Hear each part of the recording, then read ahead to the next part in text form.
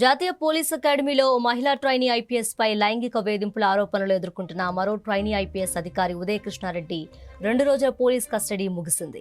ఈ కేసులో పోలీసులు ఎంత లోతుగా విచారించినా నిందితుడు మాత్రం ప్రశ్నలకు ఏమాత్రం సహకరించకుండా పొంతనలేని సమాధానాలతో దాటవేసే ప్రయత్నం చేస్తుండటం గమనార్హం. Women safety wing DGP Lavanya Nayak నేతృత్వంలో నిందితుడిని అత్తాపూర్ పోలీస్ స్టేషన్లో సుదీర్ఘంగా విచారించారు.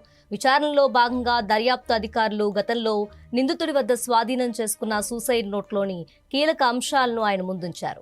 అయితే ఆ లేఖలోని విషయాలపై ప్రశ్నించగా తనకేం గుర్తులేదని, తనకేం తెలియదని అంటూ ఉదయ్ కృష్ణారెడ్డి నిర్లక్ష్యంగా సమాధానమిచ్చినట్లు విచారణాధికారులు వెల్లడించారు.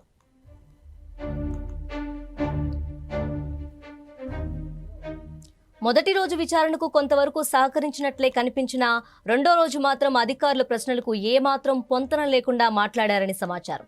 కేసులో కీలక సాక్ష్యంగా భావిస్తున్న ఆయన ఐఫోన్ ఎక్కడ ఉందో అని ప్రశ్నించగా ఎక్కడో పడిపోయింది, తనకేం తెలియదని చెప్పారు. అంతేకాకుండా సోషల్ మీడియా, ఇన్స్టాగ్రామ్లో చేసిన వివిధ వివాదాస్పద పోస్టుల గురించి ఆరా తీయగా అవన్నీ మర్చిపోయానని, తనకేమీ గుర్తు రావటం లేదంటూ తప్పించుకునే ధోరణి ప్రదర్శించారు. అన్ని విషయాలు గుర్తు తెచ్చుకోవటానికి ప్రయత్నిస్తున్నానంటూ కొంతసేపు అధికారుల సమయాన్ని వృధా చేస్తూ ఏమార్చే ప్రయత్నం చేశారని పోలీసులు గుర్తించారు.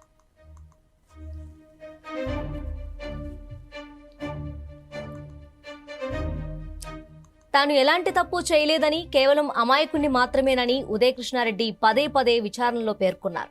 అయితే కస్టడీలో పోలీసులు అడిగే తీవ్రమైన ప్రశ్నలను ఎలా ఎదుర్కోవాలి, చట్టపరమైన విచారణ నుంచి ఎలా తప్పుకోవాలనే దానిపై ఆయన ముందస్తు ప్రణాళికతో పూర్తి తయారీతోనే వచ్చినట్లు పోలీసులు ఒక అంచనాకొచ్చారు. ఐపీఎస్ స్థాయి శిక్షణ పొందిన వ్యక్తి కావడంతో చట్టంలోని అడ్డదారులను, విచారణాధికారుల వ్యూహాలను అధిగమించేలా ఆయన సమాధానాలు ఇస్తున్నారని భావిస్తున్నారు.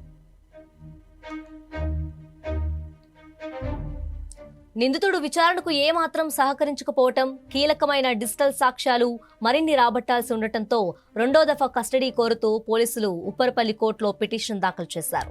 అనంతరం నిందితుడిని న్యాయమూర్తి ఎదుట హాజరుపరిచారు.